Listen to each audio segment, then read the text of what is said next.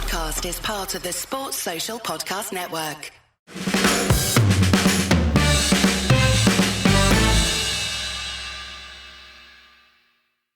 Welcome to No Question About That. This is the Tactics Show with me, Ed, and Daniel and Dharnish. Japs, got a good one to celebrate today.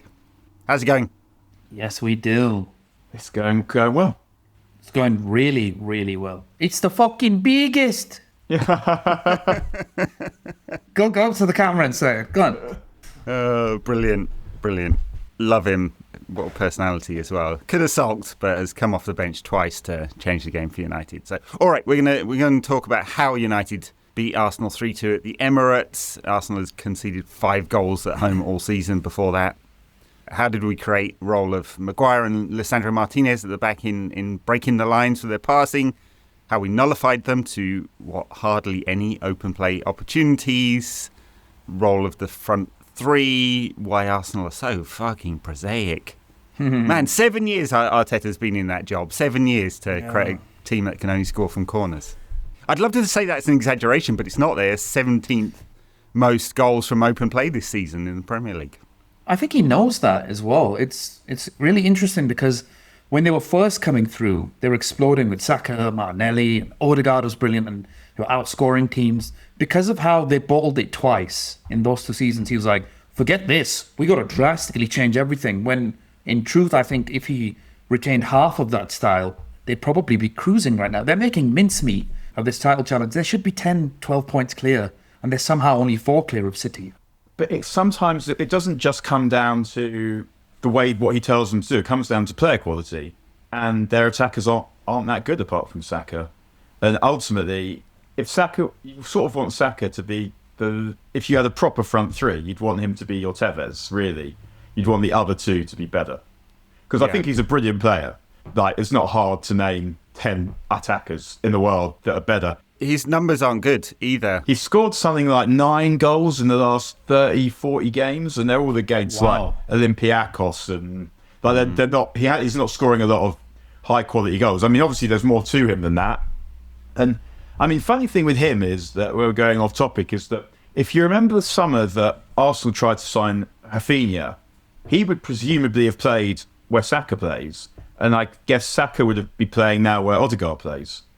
Yeah, perhaps, although Rafinha plays off the left for Barcelona. He'd been moved, but that was Hansi Flick moved him. He was signed to play. He was signed to play on the right, and Arteta was buying him to play on the right. And so the only real explanation there would be that he was going to move Saka into midfield. And I always thought, because he is getting better at going on the outside, and he did it to us yesterday, but I felt like he doesn't have electrifying pace. If you put his pace in the middle of the pitch, it would make more of a difference. I think that's a fair shout. He's getting half the number of touches inside the box that he got last season, though. So it's a tactical issue as well as a technical one for him. They're just not getting him in the right spaces to cause damage enough for a player of his quality. All right, let's start from the top then. Dharnish, you want to talk about the role of Maguire and Lisandro Martinez brought back together. Carrick has definitely benefited from their riskier passing, their more creative passing. I think Dorgu's goal starts out with like line-breaking pass from Lisandro Martinez, doesn't it? There's a 9-pass move before he slams it into the top corner via his hand, if you believe Arsenal Twitter, and the paranoia there. So tell us about that, Dharnish. I mean, it's important to highlight these two because I feel like people are missing it in the last 2 games. When Martinez was signed in 22-23, I always thought it would be him and Maguire, but Maguire was going through an awful run of form, so he said, okay, I need Varane and Martinez here. But what you have now, finally, is 2 centre-backs who are not afraid to play risky passes through the lines, and they can both do it. There was 2 hugely crucial periods in this match, in the first half, from about 25 minutes till 45, and the second half from 45 till about, 58, 59. United grew into the game by just being so comfortable and expressive on the ball, and it starts with these 2. Like you said, for the Dorgu goal, Martinez gets it, breaks the lines through to Bruno Fernandes. Maguire did it as well in the first half, breaks the lines through to Bruno Fernandes just in that half space. Because Rice or Odegaard or whoever was following Fernandes around, they have to push up on him really quickly. But finally, You have Fernandes close to goal, and you know for a fact he's going to go first time into either Casemiro or wide. And from there, you've got Casemiro now who, when he has more space, he's on the front foot as well, and he's always going forward. So it's like, for once, I was watching Man United under Ruben Amorim. If they nicked a couple of goals in the same way they did, I think we would have seen the last 30 minutes of them being really deep and kick it long, being really deep and defend. But we didn't. It didn't feel like that. There was always periods of the game where it was like, we're going to play around with the ball with our sexy rondos and be expressive, and Amad Diallo's can drop deep as well when we don't have a central midfielder, and we're just going to keep ball. And because of that, the players felt like, okay, this is actually on. This is actually on. And Arsenal as well, the stadium was getting more irate, and they were like, shit, they're good. They're really good. They're not just going low block and counter. They can actually pop the ball about in tight spaces, and it starts with them too. And I think with Martinez in particular, he's got what they call musicals, they call it triple threat, when someone can sing, dance and act. And what Martinez gives you is he gives you like the kind of pass that we saw before the second goal. Like I kind of call, in my head, I call that a Roy Keane pass. Like a low, hard, line-breaking pass that can be a fucker to control. But if you do control it, you're in a much better position than you were before. But you can also hit long passes. And if he shapes to hit long passes, he's hard to block from the long passes, because if you try and block the long pass, he'll run past you. And he can move the ball forward in all three of those ways.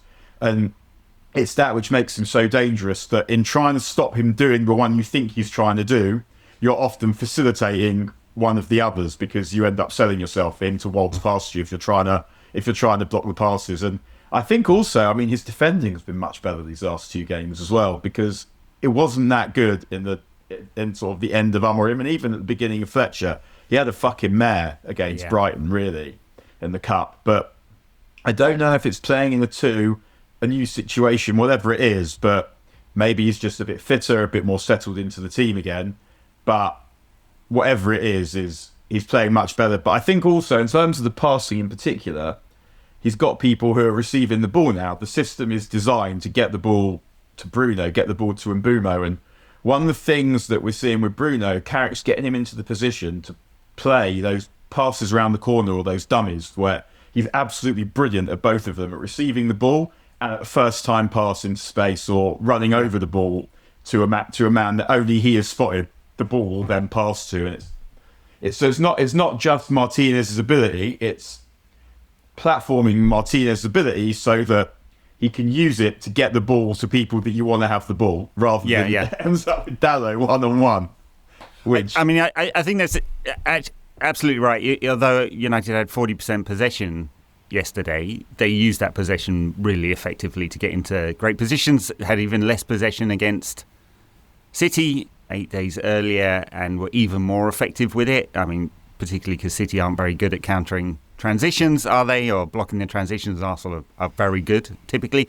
I wonder if under Amorim, what wouldn't have happened yesterday, we'd just gone long, basically. Sesko would have started, which I was advocating for, and clearly, Michael Carrick may know more about football than I do. I should hope so. And we'd have just banged it long into him and fed off second balls. And we were vertical yesterday. Tim Howard on the NBC coverage said, Ferguson always used to say, fuck off. Yeah, I know. That's exactly what he said. It's one of the world's greatest songs. We've got Timmy Howard, fuck off, fuck off, fuck off. Brilliant. He said Ferguson always used to say, pass it forward, run forward. Well, that's exactly what they did. Basic tactics, but we're back to that. It's vertical, but it's vertical with a purpose. Yeah, that's making a massive difference that we're seeing, and this is the third goal, is the small space combinations. And that is exactly what Arsenal don't.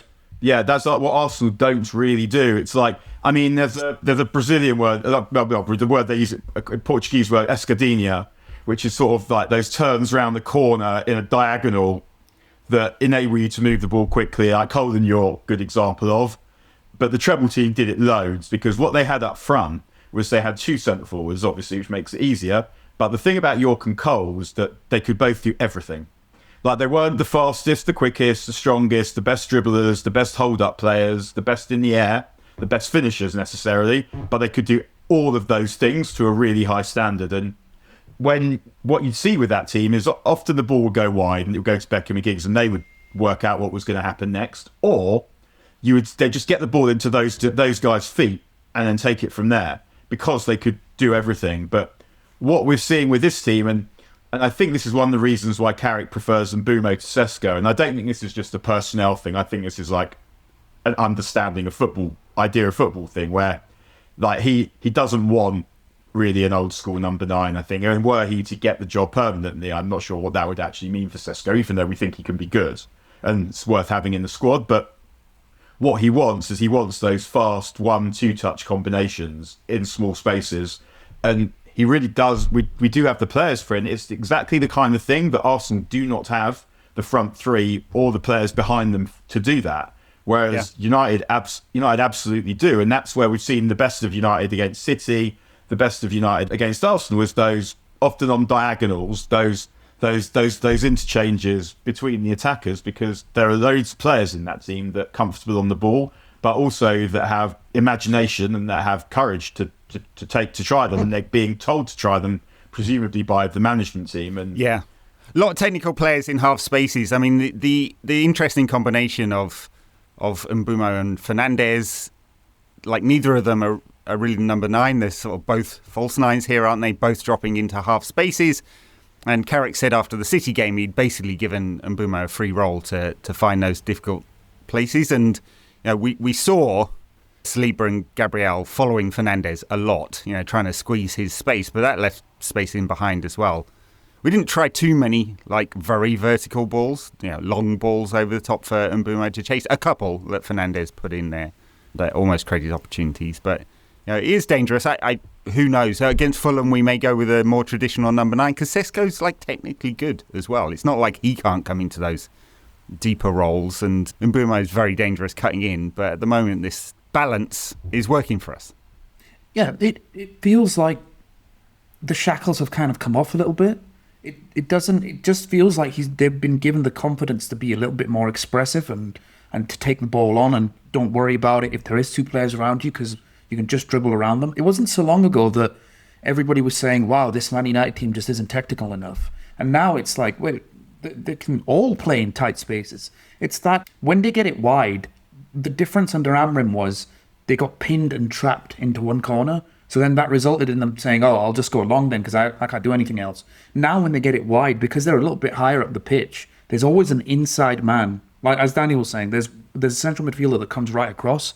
You can play it inside to him. The winger goes down the wing, and then there's these neat little interchanges that get you out of tight spaces, and then the switch happens. If you combine that with what they did out of possession, which is deny City, it was like similar to what they did against City, where it's like, you can have the ball if you want, you can be near our box, but as soon as the winger goes down the wing, we're going to be very aggressive with it. As soon as you cut it back in, Martinez or Casemiro are going to come in and block the shot or be very tight to you aggressively. So it was very disciplined out of possession and very, very good in possession. It's just simple little smart tweaks that are doing it. And also, I just have to highlight this because it was so bloody obvious. Fernandes up the pitch, even in the rewatch, advanced up the pitch. I'm like, mate, he gets it once. The first touch is like straight way through. There was a chance before the goal where it was like, it was the first time he got it. He got the ball up the pitch. They played it to him. He slipped it through straight away. I was like, mate, I can't believe we've been running this gimmick for as long as we had, even though he was good there. His numbers off the chart. He's number 1 in the league for chances created, big chances created, progressive passes, through balls, like every single metric that you'd want for a world-class number 10. Just imagine we'd sold him last summer. I can't believe people were legislating for that. I can't believe we're actually considering this. It's a joke, yeah. Another assist for him as well.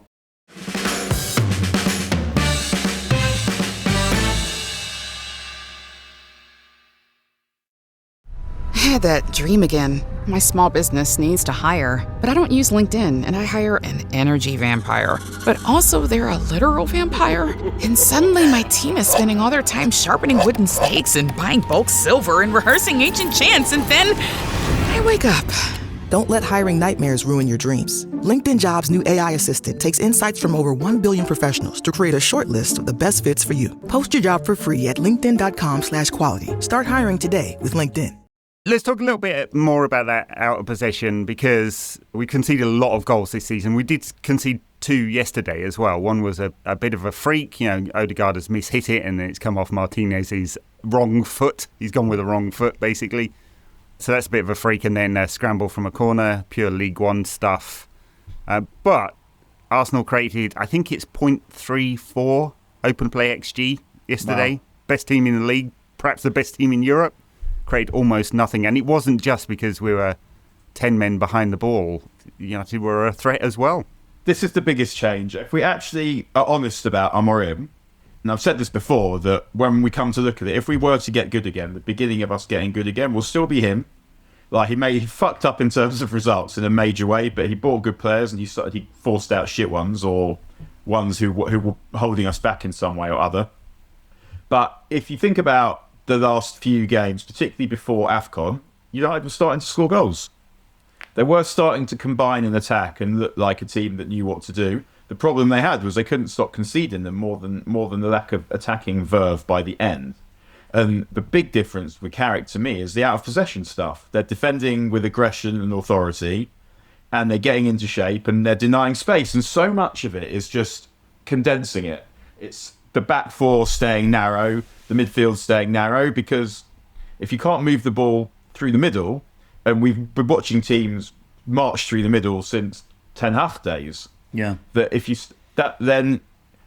go wide, there's still whatever position you're in wide, there is a lot to do to score from there.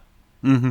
Yeah, and United did that very effectively yesterday. Dropped back into 4-4-2. Dorgu had the most defensive actions of any player on the pitch. I think I mentioned that yesterday on the main pod yesterday. So he's playing almost a wing back, a forward and a defender to double up on Saka. Kobbie Mainoo ran the most kilometres, metres, yards, whatever you want to call it, of any player on the pitch. Did that against City. This breaks people's brains. I tweeted this out yesterday, it's not meant to be a trolling tweet. It's just facts. He also had the most high-intensity sprints and the most yards covered in high-intensity sprints. So he's sprinting, and he's sprinting the most, and he's running the most of everyone, right? And we were told he couldn't do this, right? And I know, of all the things that Kobbie's got, the weakest area of his game may be his athleticism, but, he's taken all those months out of the team, a year out of the team, basically, and he's obviously been pounding it in the gym. Maybe we can credit Amorim with that, I don't know, as a non-designed benefit, but that helped as well. And then having athletic players in those two wide forward positions as well, in Ahmad and Dorgu, they're both able to get back and then get up the pitch, so we're not completely isolated up front. Yeah, I mean, we've got two wingers basically who were playing as fullbacks under Amorim, so it really helps to have that defensive cover. Casemiro as well, getting back to his best, so he can literally screen 30 or 40 yards now if he wants to. The other thing I wanted to highlight is the press that we have now. When Arsenal moved it to the left or the right, the press now isn't all moving. It's basically the winger will go across if it's left, the winger will go across if it's right, and then everybody else will come over. So it limits them going down the wing as well, but they're not committing too many people advanced and high up the press. So it basically leaves less players in case they bypass it as well. It looks more like a mid-block to me than a real high press. It's definitely not gegenpressing, is it? But the attacking players are pressing so well, whether it be left wing or right wing, and they're not leaving too many players up the press. It's harder for them to get through this in the middle and progress the ball. Now let's see how excited we can get, because we're going to face the issues that we've had all season, which is breaking down probably a stubborn low block or a team that isn't a big team. Yeah. One note on Arsenal before we think about how you might approach some of these games coming up against teams that will play in a very different way. They had a lot of space with Jurrien Timber and Hincapie. They've done this all season actually, and a lot of the time they create overloads by having those two defensive players in the half spaces. But it just meant a lot of their creative effort was with. I mean, we've seen this with United when we had Dalot on the ball and in attacking half spaces, and nothing comes of it. And Arsenal did that a lot yesterday, and I wonder whether it's just a bit of a problem. They're trying to dominate possession, but it's not effective. Well, it's when you have four centre backs in your back four, or Ben White is now a right back and actually quite good at attacking, but at times this season Arsenal have been playing Timber at right back and Calafiori at left back, and both natural centre backs, and that's it's physical and it's solid. And Calafiori is a good footballer, but he's not explosive. And when the fullbacks get so much of the ball in modern football anyway, that if you don't have auxiliary attackers, then can be difficult. One of my criticisms actually of United is that when they had Kincapié at left back, that felt like we should be getting after that fucker immediately before we settled, and we didn't actually do that. But I thought the way Arsenal counter-pressed was impressive in the first 20 minutes. But at the same time, I also felt confident that we were going to defend them quite well and that our time was going to come in that game. Yeah, I mean, against Sunderland, they tried the same thing. They had their fullbacks in the half spaces. The biggest difference was it worked then because they were making runs in behind. They weren't doing that. I've got no problem with using fullbacks in the half spaces to generate space there. But it's very strange to me that almost none of these Arsenal players were making runs in behind. The only guy that was when he came on was Gyökeres. But he makes runs so close to the byline, you can kind of just push him away and deal with it. So it's very, very strange that they're as pragmatic as they are. I feel like they should be leading by more, but they're not. Well, every time they've had an opportunity to go 7, 8, 9 points ahead, they fucked it. Yeah. 7 years Arteta's been in the job. I was asking some Arsenal supporting mates yesterday what happens if they blow it from here, and I think the fairly widespread belief is that he should go if they blow it. He's had enough time. So we'll see, though. You know, they still are 4 points ahead. At the beginning of the season, it did feel like you have to win something here, because at what point you've been bought basically 2 full teams. And the error that I think they made this summer was they went for depth. And obviously depth is helpful, but if you don't have game-breaking attackers, you're going to struggle to win big pots. And they've got one. Yeah, Gyökeres has been incredibly disappointing as well. They couldn't possibly have thought that Gyökeres was going to turn up and explode, because... No, I mean, I said it and got a lot of flack for it in the summer when we were talking, I think on one of the finance pods, actually. I was like uncomfortable with the risk, the amount of money you spent to buy a player from what is probably the 7th or 8th best league in Europe. His replacement, by the way, is also doing a goal a game at Sporting, Luis Suarez. So not the Luis Suarez, the other Luis Suarez. There was another Luis Suarez from a long time ago as well. It's true, there was one at Barcelona as well. Another Luis Suarez at Barcelona, yeah. Common name, apparently. All right, how did United approach the game against Fulham? Because Marco Silva, who was definitely on the list to replace Ten Hag at United, they did interview him. He will surely be interviewed again for this one. He's leaving Fulham at the end of the year, one would imagine. I don't think he's announced it, but I think it's assumed because he's out of contract. So I don't know whether this counts as an audition. Fulham only just behind us in the table. They are having a pretty good season, but expect that this will be a game in which United have the ball, and the onus is on us to break teams down, which has been a real problem at Old Trafford all season, basically. How do United approach this one? For a long time. I mean, approach it in the same way they approached Burnley. I think that game was that was a stubborn low block, but honestly, United should have been out of sight within 70 minutes or 85 minutes. Use everything in your arsenal. You have depth, a little bit of depth now, and Buemo can make runs in behind. You can get you out of tight spaces. Use the Rondos with that. If you want to go long, get Benjamin Šeško on as well. We can do that now because we have line-breaking passes from both our centre-backs. So use the arsenal that you have and keep playing this football that is very expressive and very free-flowing. So are we saying that you keep the same team at this point? But the approach is going to be completely different, isn't it? You know, you wonder if they are. I mean, it'd be hard on Dorgu because he's had a couple of good games and scored a couple of very good goals. One just can't get over how good that was. Scored 3 brilliant goals in the last month. Here I'm just fanboying Patrick Dorgu.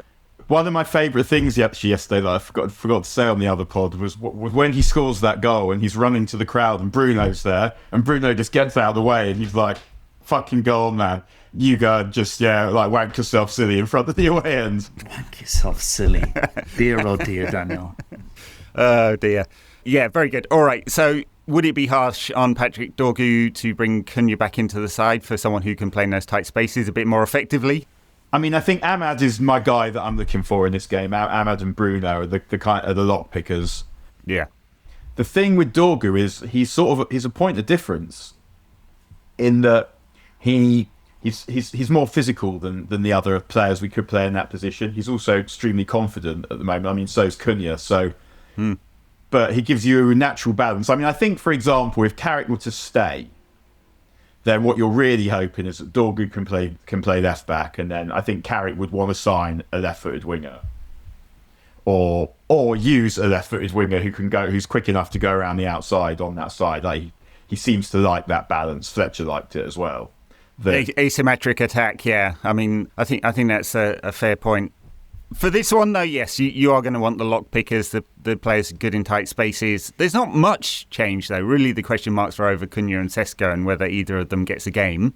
I think the other thing is also with Dorgu is that if we are playing Fulham and we were to have, I mean, Fulham, they're not just going to sit in a low block either, I don't think. But if we're outplaying them to the point where we've got a lot of the ball, what Dorgu gives you is just a bit of security that he can and will run back. Cunha does tend, and I don't know with Cunha if it's he's switching off, he's been told not to, or he can't be asked.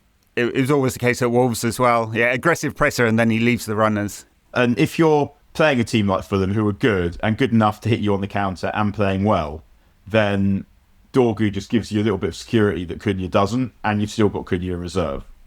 Other hand, Dorgu coming on to like run and knock you about after you've been playing Old Trafford and defending for an hour is also a nice option.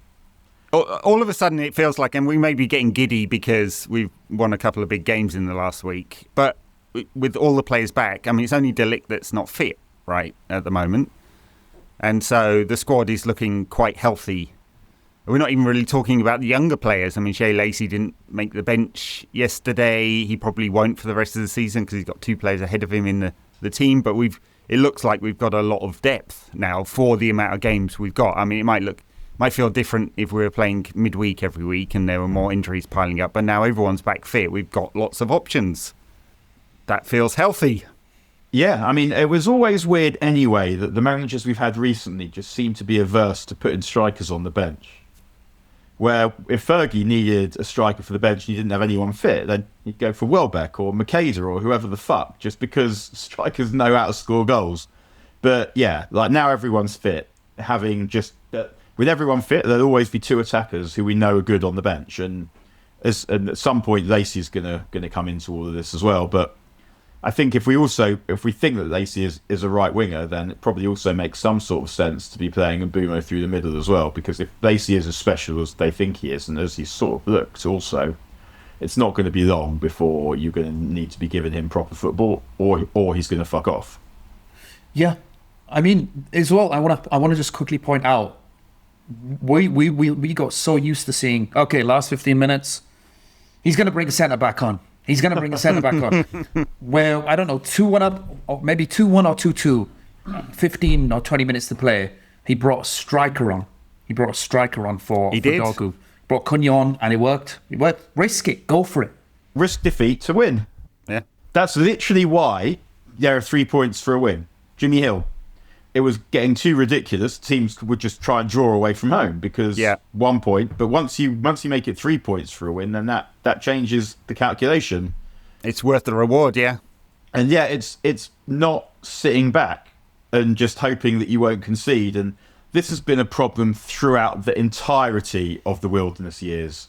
United teams getting a 1-goal lead without a proper defence and sitting back out of fear or out of instruction from the manager and not seeing it out. So we got Fulham at home and then it's Spurs at home. We'll see if they've got a manager by the time they turn up at Old Trafford. Deary me. Thomas Frank, it's clearly not worked at Spurs. They hate him. They were singing for him to get fired. They were like sacked in the morning and Frank out, the Spurs fans. They've already had enough of him. I mean, if he's in one of those situations that we've sort of seen at United where there's a big job of work to be done, but it gets started so badly it becomes unsustainable. Even though even though as a supporter or as a pundit or journalist, whatever, you appreciate that it takes time and that managers need time to be able to make things good. It's when things get so shit so quickly that you gets to a point where it's just, how on earth are you recovering from here? You can't play Brentford tactics at an elite club. Like every time I've watched Tottenham, it's like, oh, he's just doing Brentford tactics. Yeah, but you're Tottenham Hotspur. It's just also their defenders finish better than their strikers. It's insane. I think the top scorer is Mickey van der Ven. So Romero's also scored a few. I think Van de Ven's actually the top scorer. Like that's not me guessing. I think he is. Yeah, I think Frank's personality hasn't gone down well there either. Right, he's not helping himself with his sort of. I mean, he is a bit of a dick, isn't he? And sometimes that works. But when you're in a bad situation and you're still being a dick, someone called him David Brentford. I'm just dearing me. Yeah, and then West Ham away, who have had a slight uptick, haven't they, recently? Although they are, right. I mean, how many points are they away? They're in 17th, aren't they? So I think they're a few points away from being safe. It's not many, is it? 3 now? And also, but Palace are only 8 points ahead of them in 15. Palace are in some trouble. So it's starting to get a bit interesting. That third relegation spot is going to be a good ruckus to see who takes that, because there are some decent teams, not decent teams, but like there are teams with good players that are likely to go down, I would say. Yeah. Then we've got Everton away, Palace at home, and Newcastle away. So, I mean, it's a decent run for, that chap with all the hair may well get his wish to finally get a haircut. You never know. I think he's cut it off. He's given up. I think he's cut it off. Someone sent me a picture today, unless it's AI. I think he's cut it off. I think he can't be asked anymore. Deary me, that's not commitment to the cause, is it? Bloody hell. I mean... Well, he's jinxed it now. All right, I think that's it for this week's Tactics Show. Dharnish, Daniel, thanks a lot. Listeners, you can find, I don't post the full ones on YouTube anymore, but you can find some clips there of us talking nonsense. Patreon.com/NQATpod for the extra show, and find Daniel's writing on The Guardian. You wrote a nice piece about the joy of love in sport. Oh. Sappy fucker you are. How romantic. It's a beautiful thing. And Dharnish, you're all over the internet. You keep saying this. Yes, I am. I'm unabashedly, just type my name in and I'll be there somewhere. Very good. All right. Thanks a lot. Thank you. Cheers, everyone.